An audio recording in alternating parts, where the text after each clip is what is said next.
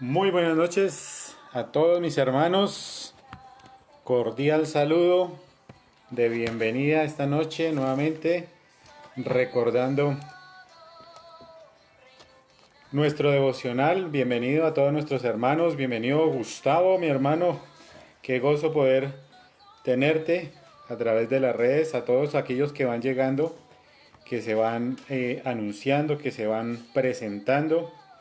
Un cordial saludo para todos aquellos que están ingresando. Vamos a darle un tiempito más para aquellos que están ingresando a las redes, para que se conecten con nosotros, poder tenerlos a todos reunidos en esta noche. Voy a cambiar un momentito para acá. Perfecto. Un gozo para todos aquellos que ya están aquí conectados en las redes. Privilegio muy especial.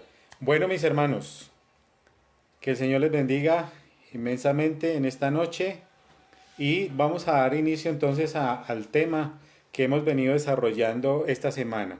Esta semana iniciamos ayer hablando algunas características especiales de Jesús como hombre que vivió en esta tierra y hablábamos de esos temas especiales o particulares de los cuales Jesucristo vivió y que esos eventos que él vivió nos permiten a nosotros no solamente eh, comprender que era necesario que él los viviera, sino que también que él en ese momento que los vivió, de ahora en adelante comprende mucho más aquellas necesidades que nosotros tenemos o que con los cuales convivimos en el día a día. Por ejemplo, podemos clamarle tranquilamente al Señor, expresarles todas nuestras necesidades, porque Él los va a comprender todos nuestros sentimientos, nuestros dolores, angustias, iniquidades, sueños, anhelos, nuestros gozos, y por lo tanto esto que el Señor ha vivido nos muestra o nos da a entender que esos momentos que Él vivió son como señales que anuncia por lo que vivió Jesús ahora. Entonces nos deja ver esas señales y que en estos 3 días que nos faltan para completar la semana, vamos a estar concentrados y vamos a estar hablando de lo que nos resta de la vida de Jesús, exactamente sobre su pasión, su muerte y su resurrección. Entonces, en esta noche nos vamos a concentrar directamente en lo que es la pasión de Jesucristo. Y para eso entonces vamos a entrar a un libro que está bien ubicado en el Nuevo Testamento. Obviamente si vamos a hablar de Jesucristo, estaría enfocados todos en los libros de los Evangelios, Hechos de los Apóstoles, todo el Nuevo Testamento, pero decir toda la Biblia, toda la Escritura, nos está hablando directamente de Jesucristo, de toda su obra redentora, todo lo que hizo. Entonces, pero particularmente estaría concentrado en los Evangelios. Entonces, podemos entrar en este momento a ubicarnos en el libro de Lucas, el Evangelio de Lucas, para que mis hermanos que están allí puedan tener el tiempo de irlo ubicando. El libro de Lucas, pero vamos a tocar 2 capítulos en este libro. Lucas capítulo 22 y capítulo 23. Obviamente si vamos a hablar de lo que es la pasión de Jesucristo, tenemos que entender que los evangelistas dedicaron bastante espacio en sus libros para poder mostrarnos realmente qué fue lo que sucedió en esos momentos con nuestro Salvador. Entonces, en este momento Lucas se concentra en dos capítulos 23, capítulo 22 y capítulo 23 para mostrarnos acerca de lo que vamos a hablar. Hoy el tema es la pasión de Cristo y vamos a hablar acerca de eso. Cuando empezamos a hablar del tema de la pasión de Jesucristo, debemos entender que estamos hablando acerca de el sufrimiento, de la agonía, todo lo que padeció Jesús desde su momento en que incurre o que acude al monte de Getsemaní en primera instancia a orar. Desde ese momento empieza el sufrimiento de Jesucristo y de ahí en adelante hasta su muerte. Entonces ese es el lapso que captamos o que nos muestran los evangelistas, el tiempo que padeció, que sufrió Jesucristo humanamente para entregarnos a nosotros o para mostrarnos mejor estos aspectos de la vida de Jesucristo. Y como es un poco largo el pasaje de los capítulos, son casi 105 versículos, nos quedaría un poco complicado en leerlos en este momento, pero vamos a hacer un recorderis acerca de lo que estaba sucediendo. Entonces, lo que estaba sucediendo es que Jesucristo acude al monte Getsemaní, allí, pero vamos a nombrarlo así. Él instituye la Santa Cena. Después de que instituye la Santa Cena, Jesús se va al monte de Getsemaní o el monte de los olivos, donde ahí se dedica tiempo para la oración. Posteriormente es traicionado por uno de los suyos, que es Judas Iscariote, y arrestado por los romanos. Los soldados lo llevan al frente de Anax, que es el sumo sacerdote en la época de Herodes el Grande, es suegro de Caifás, y luego ante la presencia de Caifás también es sometido a un juicio. Este juicio es ante el Sanedrín, ante varias personas. Ese es el supremo tribunal que hay en ese momento y está compuesto por 71 miembros, donde se le condena a Jesucristo. De allí lo llevan también frente al procurador Poncio Pilatos, quien no le encuentra nada, ninguna falla a Jesucristo, lo envía hacia el otro lado, al otro extremo de la ciudad de Jerusalén, para ser interrogado por Herodes Antipas, y este tampoco encuentra nada, nuevamente lo devuelve ante Pilatos. Pilatos en este episodio entonces se enfrenta hacia un plebiscito que hay, porque cuestionan a Pilatos que en esa época había que liberar a uno de los que tenían encarcelados. Entonces la gente pide que le liberen a Barrabás, que condenen a Jesucristo, y allí pues literalmente Jesucristo es juzgado y condenado. Entonces, en vista ya de todo este resumen que hemos hecho acerca de los dos capítulos que nos refieren en esta noche, vamos a analizar, pero hay tres aspectos que vamos a mirar que son relevantes en toda la historia, en todos estos dos capítulos, y el primero es viendo o tomando como referencia la pasión de Jesucristo. El primer aspecto en la pasión de Jesucristo es que Él es el vehículo de la salvación, es el vehículo de la salvación que nos permite o que conduce directamente a la resurrección de Jesús. Entonces, entendiendo que la pasión de Jesucristo es ese vehículo que lo lleva o que nos permite la salvación, pero que conduce directamente a la resurrección de Jesucristo. Por lo tanto, allí podemos afirmar que Jesús es el Hijo de Dios. Nadie más podía evidenciar eso, y lo ha hecho a través de todos los testamentos, de los evangelios, mostrándonos su identidad. Ahora lo confirma realmente. Segundo aspecto es que mirando la pasión de Cristo nos muestra una verdadera coherencia entre lo que Jesús nos está hablando, nos está enseñando, con el mensaje que quiere transmitir. Ese es un mensaje que ha venido transmitiendo Jesús, un mensaje de amor, de entrega total por los hermanos, por la salvación, por acudir siempre a ellos, y ese mensaje es coherente con lo que está haciendo, y por lo tanto podemos afirmar ahí que Jesucristo es el Salvador.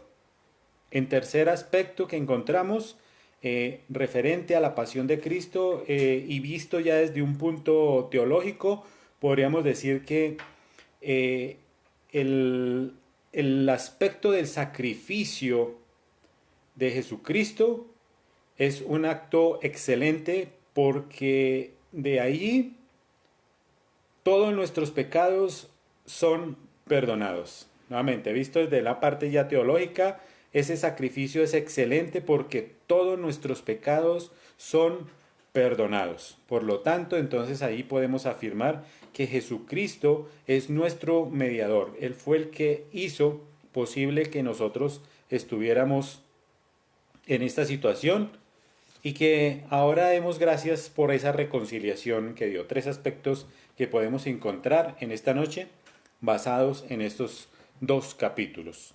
Por lo tanto, entonces veremos de ahora en adelante algunos aspectos relacionados con Jesús en medio de ese sufrimiento que él tuvo que padecer y que posiblemente nosotros o entre todos nuestros hermanos estemos viviendo, hayamos vivido o quizás vayamos a vivir. Es posible que aquí entren las preguntas cuando uno se cuestiona, dice, pero ¿por qué es que estoy sufriendo tanto? ¿Por qué estoy padeciendo? ¿Será que es que este karma lo tengo que vivir mucho tiempo? Pues aquí Jesucristo tuvo que vivir esa serie de sufrimientos, de padecimientos, de golpes, no solamente físicos, sino también psicológicos, mentales, que pudieron también conducir quizás humanamente a un deterioro, quizás a lastimarlo físicamente, más de lo que ya vamos a ver en adelante. Entonces, quiero invitarles, mis hermanos, a que veamos estos dos capítulos de manera como si yo estuviera relatando una película, si estuviéramos viendo una película en la cual esta película está dividida en tres actos. Entonces, a manera de forma ya más didáctica, entonces se abre el telón y aparece el primer acto. Y ese primer acto lo podemos llamar o lo he denominado como conviviendo con el enemigo. Y eso es como más de película, conviviendo con el enemigo. ¿Quién de nosotros puede levantar la mano y decir, sí, eso es algo así, yo he convivido con el enemigo o he estado relacionado con el enemigo? Posiblemente muchos pueden levantar la mano referente al tema y posiblemente en estos tiempos en los que encontramos de cuarentena, más de uno va a decir, no, es que yo me la paso viviendo con el enemigo y eso es increíble. Pero en esta escena que vemos lo vamos a relacionar con tres pasajes que vemos en estos dos capítulos que menciona Lucas y están relacionados conviviendo con el enemigo, que es el tema, digamos que el título de este primer acto, está relacionado con el complot que tenían para matar a Jesús. Los que están anotando allí vayan relacionándolo primero. El complot que tenían para matar a Jesús. Segundo, la Santa Cena del Señor. Y tercero, la discusión que había entre los discípulos. Entonces, hablamos de estos tres temas a manera de poder identificar que Jesucristo vivía relacionado o estaba en medio, inmerso, de personas enemigas que querían hacerle daño. En primera instancia vemos a los religiosos, que eran los que tramaban y que querían buscar la forma de matarle. Desde el principio que apareció Jesús, ellos querían matarle, querían buscarle para hacerle daño, y todo eso relacionado con la envidia que generaba. Pero habían varias causales por las cuales estos religiosos, fariseos, saduceos, todos los que le tenían envidia, querían matarle. Y hay cuatro aspectos que podemos recordar en esta noche. Y el efecto, por ejemplo, el primero es el efecto de la llegada que ocasiona Jesucristo cuando entra a Jerusalén. Esa forma en que entró, grandiosa, donde todo el mundo lo alababa, lo glorificaba. Eso generó un cierto recelo en toda la región, especialmente Jerusalén, sobre todo los religiosos. Ocasionó un choque de como de trabajo, por decirlo así, porque los religiosos se sentían como desplazados por ese aspecto. Segundo, las denuncias que ocasionaba Jesucristo o que denunciaba prácticamente Jesucristo sobre los abusos que hacían estos religiosos en el templo. Recuerden que Jesucristo siempre esbozó ese tema de que el templo era sagrado, pero que algunos religiosos hacían cosas indebidas allí. Esto generó también ese malestar en medio de estos religiosos, por lo tanto, también otro argumento más para querer matar a Jesucristo. Tercero, las parábolas que él denunciaba, que él expresaba, esas parábolas que llegaban directamente hacia los fariseos, mostrándoles sobre todo la hipocresía. Entonces, no había una relación sincera, sino que era una relación que era oculta, que se tapaba, mostrando una cara a un lado y mostrando otra cara. Eso lo denunció Jesucristo claramente a través de sus parábolas. Y otro aspecto importantísimo es que él declaró que iba a hacer la destrucción del templo, algo que eso fue sorprendente para toda la cultura judía. Todo lo que ellos conocían no podía ser que él destruyera el templo en 3 días como lo había dicho y que lo reconstruiría. Entonces eso era algo a lo cual nosotros atribuíamos el día de ayer, por eso decían que él blasfemaba, que era diabólico. Toda esta situación estaba concentrada. Adicional a esto, vemos que no solamente ahora incluimos la Santa Cena, no solamente Jesucristo quería estar compartiendo con todos sus discípulos esa noche algo especial que contrastaba directamente con la fiesta que se estaba llevando a cabo. Recuerden que se estaba celebrando la fiesta de la Pascua. Era la celebración o la acción poderosa que hizo Dios por liberar al pueblo de la esclavitud en Egipto. Entonces, esa celebración contrastaba porque ahora Jesucristo iba a ser ese ofrecimiento, iba a ser ese cordero que iba a ser sacrificado para ahora darnos libertad. No lo comprendían en ese momento, pero nos iba a dar libertad. Esa libertad de los pecados, de llevarnos a la salvación, de mostrarnos otro camino diferente de vivir. Eso era lo que quería transmitir. Pero curiosamente, estando allí en la Santa Cena, estaba también el infiltrado y estaba Judas, uno que también o que le estaba haciendo en nuestro argot secular, en los trabajos que tenemos, cuando alguien quiere sacar a otro de su trabajo, dice que le está armando o le está haciendo el cajón. Prácticamente Judas le estaba haciendo el cajón a Jesucristo. Internamente, dentro de su propio núcleo, había un infiltrado que quería hacerle daño. Ya vemos cómo Jesucristo estaba rodeado en medio de tantas cosas. Aparte de eso, ahora llega la discusión de los discípulos. Jesucristo les estaba hablando que ya era hora y que ya se aproximaba su momento de partir, de reunirse nuevamente con el Padre, de estar con Él y que llegaría ese momento. Pero igualmente, los discípulos estaban enfocados en las cosas materiales, en las cosas terrenales y no en el aspecto espiritual en lo que les estaba hablando el Señor. Aunque les habló muchas veces del reino de Dios, no lo entendían, no lo comprendían y pensaban que era este reino al cual ellos arguían que Jesucristo llegaría de una manera espectacular, con espada, con caballos, iba a derrocar el imperio, pero no era así, no lo lograban todavía comprender.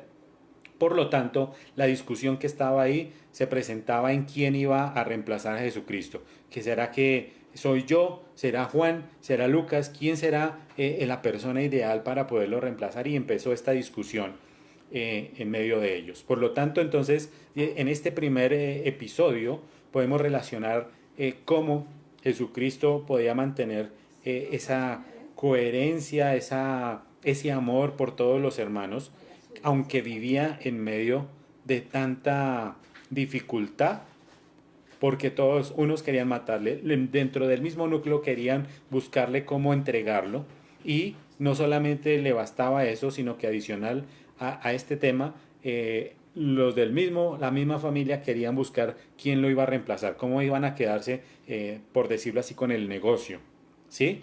Entonces esto podría generar sentimientos.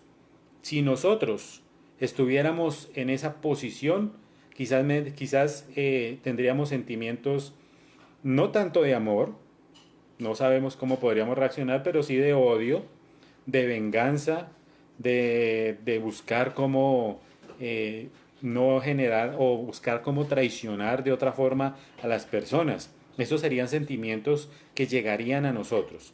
Pero Jesucristo reacciona de una manera diferente. Él muestra amor a todas las personas, incondicional en toda su forma de vivir y de actuar. Entonces, lo primero que él muestra es que se evidencia el amor que tiene por todos sus hermanos, por sus ovejas, porque ese era el sentimiento grande de venir a recuperar a todas esas ovejas descarriadas que estaban en el mundo, y ese era el sentimiento que mostraba sin importar lo que tenía alrededor, lo que le estaba sucediendo en ese momento. No presenta o no ejerce violencia en ninguno de estos casos, y tampoco en los otros que vamos a ver más adelante no genera violencia, no manifiesta violencia. Al contrario, es muy manso, muy tranquilo en la situación. Cualquiera de nosotros ya estaríamos desesperados, tratando de buscar qué pasa, pero él es calmado, él es tranquilo y no muestra nada de violencia. No muestra resentimiento por ninguna de las personas, al contrario las mira, siempre mirando no la parte exterior de las personas, ni cómo son, ni por qué actúan así, sino que mirando más la condición humana, Jesucristo miraba el corazón de las personas y le lograba entender por qué actuaban de esa manera y sentía compasión. Nunca tuvo deseos de venganza. Entonces, buena pregunta para esta noche. ¿Y tú cómo reaccionarías? ¿Tú qué sentimientos tendrías esta noche referente a este primer acto que estamos viendo en esta película de La Pasión de Cristo? ¿Cómo son esos actos tuyos? ¿Serán iguales a los de Jesucristo o tendremos algunos aquí guardados en el corazón de resentimiento, de odio, de rencor por algunas personas que quizás en el transcurso de nuestras vidas nos han querido hacer daño o nos han llegado a hacer daño? Entonces, esa es la primera ventana, el primer acto que vemos acerca de la pasión de Jesucristo. Segundo acto, se cierra el telón, se abre nuevamente el acto, se abre el telón y vemos la segunda escena. Y a esta le hemos llamado, le he colocado, confundido y decepcionado. Confundido y decepcionado. Esta parte de la vida de Jesucristo la podemos ver en 4 actos. La primera, la traición de Judas, la negación de Pedro, el arresto de Jesús y la oración en Getsemaní.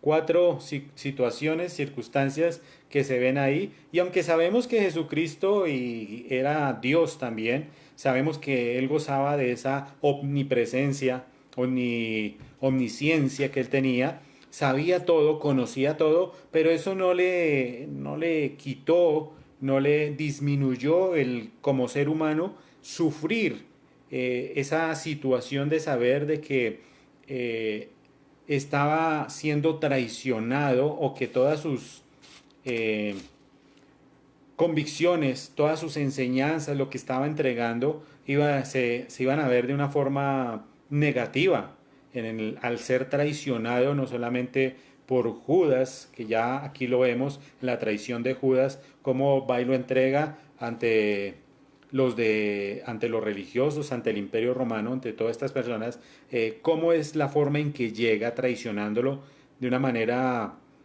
digamos que muy sutil, porque utilizando algo que nosotros llevamos insertos, que es el de poder abrazarnos, estrecharnos para demostrarnos realmente el amor y el valor de una relación, aunque en estos días nos ha hecho falta porque no nos podemos sentir más cerca, pero esa relación que se mostraba ahí la quiere evidenciar Judas, entonces la transmite al Señor y eh, nos deja ver que contrasta cuando lo va a entregar con todo lo que se viene encima tras de él. En ese mismo arresto de Jesucristo que lo entrega a Judas, vemos también la acción de Pedro cuando ataca a los soldados para poderlo defender y va en contra de todo lo que Jesucristo les ha enseñado, les ha recalcado constantemente, entonces va en contra y se siente también como un poco traicionado en ese tema. La negación de Pedro, obviamente, aunque él lo admite y le confirma al Señor, le dice que no, que él va a estar con él hasta los últimos días, inclusive hasta la muerte, si hay que entregar su vida, la va a entregar, pero el Señor le confirma que no, que realmente va a dudar en el primer momento, le va a fallar, y esos son 3 puntos. En el monte Getsemaní también lo encontramos cuando va con los discípulos y les dice, orad también conmigo, no permitas que sean tentados en esta noche, porque hay sufrimiento y dolor, lo que va a suceder. Y cuando vuelve los encuentra dormidos, eso es otra forma de sentirse traicionado, porque ¿qué es lo que estoy enseñando? ¿Qué es lo que estoy viviendo? Entonces, hay momentos en que Satanás puede entrar en la vida de cada uno de nosotros para derrotarnos, para lastimarnos, para quizás mostrar esa falencia que nosotros tenemos. Entonces, por eso es que mundial vemos pastores, vemos líderes que a pesar de su fe y de mantenerse en la palabra, Satanás los puede tambalear, mover, hacerles perder esa fe y ese seguimiento hacia Jesucristo.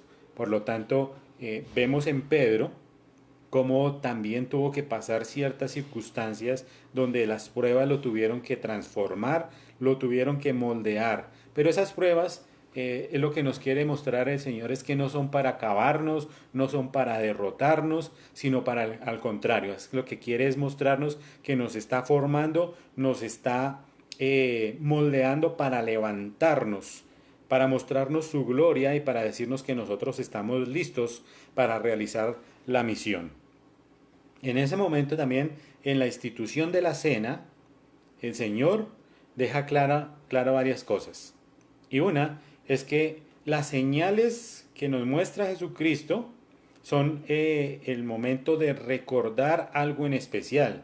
Y eso es lo que hacemos a través de estos rituales. La Santa Cena era para mostrarnos posteriormente lo que Él hizo por nosotros, ese sacrificio que era el reemplazo, por decirlo así, de la Pascua, que veníamos hablando de esa Pascua que hizo Dios en el pueblo de Israel al sacarlos de Egipto, cómo esa sangre que colocaron sobre los dindeles les permitió adquirir o hallar la salvación, y que ahora era Jesucristo el Cordero que venía a liberarnos y a darnos la salvación. Entonces, la Santa Cena no significaba, y ese es el segundo punto, la cena no es el resultado de la salvación, ese es dado por la fe en Cristo.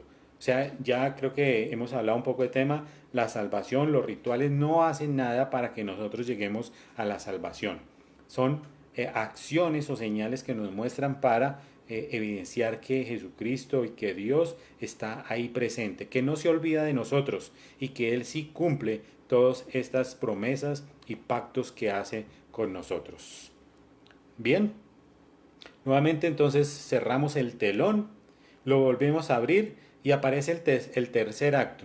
Y este tercer acto de la pasión de Cristo lo llamamos un padecimiento injusto. Un padecimiento injusto. Y lo vamos a ver en 4 secciones también. Jesús ante el consejo, o sea, ante el Sanedrín, Jesús ante Pilato, Jesús ante Herodes y Jesús es maltratado y azotado. En estos 4 aspectos encontramos en un juicio injusto. ¿Quién de nosotros no ha sido acusado injustamente? Sobre todo cuando uno sabe que no cometió nada y todas las pruebas o todo lo que buscan y argumentan quieren caerle siempre encima, y uno no tiene como las herramientas para defenderse. Le tocaría a uno como bajar la cabeza y decir, bueno, pues si ustedes dicen que eso fue así, pues será, porque no tengo cómo demostrarlo. Eso estaba prácticamente pasando con Jesucristo cuando entró al consejo, al Sanedrín. Recordemos que eran ya casi como 70 personas que estaban en contra de él, y con el argumento encima de que había la envidia, el egoísmo, todo esto que se concentraba hacia Jesucristo. Entonces todo apuntaba a que él era el que estaba cometiendo algo ilícito. Posteriormente entonces lo vemos que va hacia de Pilato, va hacia de Herodes, pero ellos no encuentran nada con qué o qué herramientas utilizar para poder judicializarlo, condenarlo. Lo devuelven, pero son ellos directamente los encargados, los religiosos, de condenarlo, de juzgarlo, basados también o apoyados por parte del pueblo. Esto contrasta directamente con lo que veíamos en el inicio, esas características que vemos de el pueblo alabando, glorificando a Jesucristo cuando entró a Jerusalén, pero ahora el pueblo enfrentado a Jesucristo porque no está haciendo las cosas. Obviamente esto tiene que ver mucho con ese pensamiento que tenían en esa época de cómo era que iba a llegar el Mesías, el Salvador. Ellos, como ya lo explicamos anteriormente, esperaban a un guerrero que los liberara literalmente de esa esclavitud, de ese sometimiento que tenían. Pero Jesús está mostrando otras cosas diferentes. Y hoy, o en este momento, en estos pasajes, está evidenciando que no tenía las fuerzas suficientes, que va a ser condenado, que va a ir a la cruz y que va a morir. Entonces la expectativa del pueblo era totalmente contraria y por eso su reacción. A pesar de todo esto, el maltrato que sufrió Jesucristo, no solamente en esas horas desde el arresto ahí hasta la cruz, vemos el maltrato, golpes, cualquier cantidad de cosas que le podían hacer, le decían, lo insultaban, inclusive hasta le colocaron la corona con espinas, todo esto iba un poco haciendo mella en la vida de Jesucristo. Si lo miramos clínicamente, aunque esto no generó o no, digamos que no trascendió literalmente en la vida de Jesucristo, pero si lo miramos clínicamente, en el aspecto psicológico, Jesucristo hubiera sido afectado en tres factores. En el factor emocional, en todo lo que vivió, al encontrarse con todo lo que enseñó, ver cómo sus discípulos, gente que amaba, le estaba traicionando, le estaba dejando a un lado lo que él estaba enseñando, parecía que no funcionara. Entonces emocionalmente podría haber generado tristeza, rabia, y por el contrario Jesucristo los mira con compasión, como entendiéndoles qué es lo que están viviendo, qué es lo que estaba pasando, como que los mira más como con ese sentido de compasión. En lo social, Jesucristo hubiera sufrido muchísimo por el rechazo. Inicialmente fue recibido, alabado, pero ahora casi que como en una totalidad, todo el pueblo, todos los religiosos se unieron en contraste para poder condenarle y dieron al piso toda su credibilidad. Entonces eso generaría también algún daño social en la vida de Jesús. Un desgaste mental totalmente por todas sus acciones de salvación, por querer alcanzar a los más débiles, a los enfermos, en el buen sentido de la palabra, que lo podemos entender, alcanzar a todos los necesitados y llevarlos al reino de Dios. Entonces, en estos tres aspectos, psicológicamente hablando, podríamos ver a un hombre. Y si nosotros estuviéramos en esa situación, creo que los tres factores estarían ya en un nivel muy alto. Estaríamos desgastados, atormentados, no sabríamos qué hacer, pero Jesucristo, Él se mostró coherente con las cosas que hacía, una persona muy tranquila, no se desesperaba, muy elocuente en lo que hacía. Por lo tanto, vemos o vamos a ver tres virtudes de Jesús en estos dos capítulos. La primera virtud que encontramos, que la vamos a llamar Jesús nuestro modelo. Las tres virtudes de Jesús en estos dos capítulos. La primera, Jesús nuestro modelo. Como Hijo de Dios vino a esta tierra y quiso mostrarnos todas esas virtudes que como discípulos de Jesucristo o como buenos cristianos debemos tener. Entonces Jesucristo vino, caminó, las vivió, las sintió y nos las dejó como ejemplo. Si Él lo pudo hacer como hombre, nosotros también estamos llamados para vivir ese cumplimiento.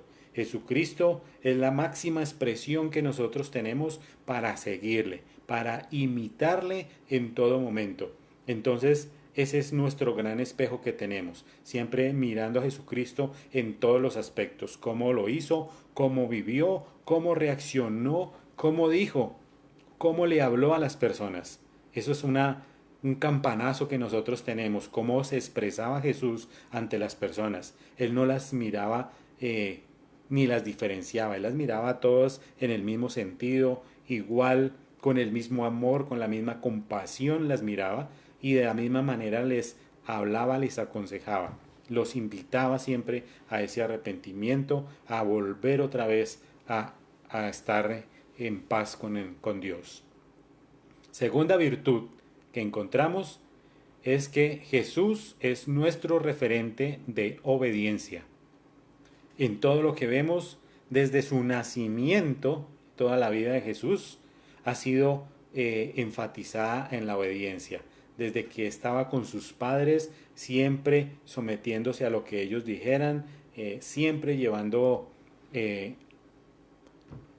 bajo la autoridad de sus padres, y en el ministerio obviamente estuvo Jesucristo ligado o digamos que sometido, también en el buen término de la palabra, sometido a las órdenes de su Padre. Tanto así que esto lo llevó a ir a la cruz. Obviamente que todas estas cosas Jesucristo las conocía y sabía que había un propósito grande por el cual tenía que cumplir esto. Eso también le daba gozo a él porque sabía que esas acciones se iban a cumplir y que iban a generar algo positivo en la humanidad. Tercera virtud que encontramos es que Jesús es nuestra fortaleza. Jesús, nuestra fortaleza. En todo lo que Jesucristo vivió, en todo lo que caminó, lo que vivió en esta tierra, Jesucristo nos lo mostró siempre como una persona centrada en la palabra, centrada en el conocimiento, sabía a qué había venido, obviamente era Dios, conocía todo, pero lo hacía de una manera tan simple, tan práctica, que nosotros no podíamos o no podemos decir, no lo podemos hacer, porque Dios vino a hacer ese ejemplo y siempre mostrando ese temple, esa mansedumbre que el Señor nos transmitía a nosotros, mostrándose como consejero y lleno de mucho conocimiento. Es así como podemos ver la pasión de Jesucristo en estos dos capítulos, virtudes de Jesucristo, y obviamente no nos podemos ir sin hacer una reflexión en esta noche o preguntarnos acerca si en el aspecto de la pasión de Jesucristo alguna de estas características o virtudes, con cuál de estas te sientes identificado. ¿Vives actualmente con alguna de ellas? ¿Te es difícil superarlas? Creo que el espejo más grande que tenemos es Jesucristo y en Él podemos descansar y decir, este sufrimiento no es nada. Lo que vivió Jesucristo fue máximo. Nosotros simplemente tenemos unas pruebas pequeñas que nos ha colocado para pasar, para poderlas superar y para mostrar la grandeza que es la del Señor Jesucristo. Entonces, alguno de ustedes puede esta noche meditar, sentirse tranquilo, que las pruebas no son eternas, no son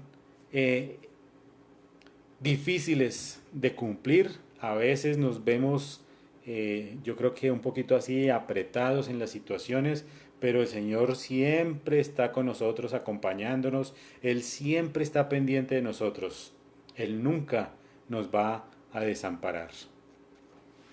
Vamos entonces esta noche, mis hermanos, les invito a que inclinemos nuevamente nuestro rostro ahí en su casa con sus familiares, con los que están acompañados, y demos gracias nuevamente a Dios por estas acciones que Él hizo en nuestras vidas.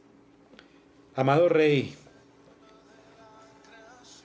Padre Celestial, en esta noche damos a ti nuevamente nuestra gratitud, Señor, porque tú tuviste esa valentía, Señor, de pasar por todas estas pruebas, Señor, conociendo nuestra mente, nuestro corazón, Señor, sabiendo que somos personas pecaminosas, que pensamos solo en el bienestar personal y no en el bienestar colectivo. En medio de nuestras iniquidades, en medio de nuestras dolencias, en medio de todas esas cosas que a veces generamos como seres humanos, Señor, a ti te plació, Señor, poner tus ojos en nosotros, buscarnos, enviar a tu Hijo Jesucristo para salvarnos, para volver a reconciliarnos, Señor, para mostrarnos la gloria de tu reino y para decirnos que tú siempre eres el Rey de Reyes y Dios, Señor, que solo en ti podemos confiar. Gracias por las pruebas, porque ellas nos edifican, nos transforman y forman el carácter en cada uno de nosotros. Permítenos que en medio de esas pruebas nosotros podamos reaccionar como tú lo hiciste, Señor, con mansedumbre, con amor, con comprensión, con compasión, Señor, mirando al prójimo, siempre pensando en la necesidad y sobre todo como tú lo hiciste, Señor, mirando el corazón del ser humano, mirando esa necesidad que tiene. En estos momentos te pedimos para que seas tú quien nos dé estos talentos, Señor, esta capacidad de poder hacerlo, Señor. Sin ti no lo podemos hacer. Si queremos hacerlo humanamente, Señor, quizás no lleguemos ni a la mitad de lo que tú hiciste. Por eso te invocamos, Señor, por eso te imploramos. Que sea tu Santo Espíritu quien esté con nosotros en todo momento, Señor. En cada acción que hagamos de aquí en adelante, Señor. Cámbianos, transfórmanos y conviértenos realmente en hombres compasivos, Señor. Seguimos orando por todas estas necesidades que tú ya las conoces, Señor. Por salud, Señor. Por trabajo, por nuestras economías. Por todas aquellas que conoces. Las dejamos en tus manos, Señor. Gracias por escucharnos en esta noche, Señor. Gracias por tu mensaje de salvación. Y gracias por hacernos hijos tuyos. En el nombre de tu Hijo Jesucristo, Señor, oramos. Amén y amén. Nuevamente, mis hermanos, darles muchísimas gracias por compartir con nosotros en estos devocionales. Que el Señor les bendiga muchísimo. Y nos vemos el día de mañana, jueves, a las 7 de la noche. Que el Señor les bendiga. Hasta mañana.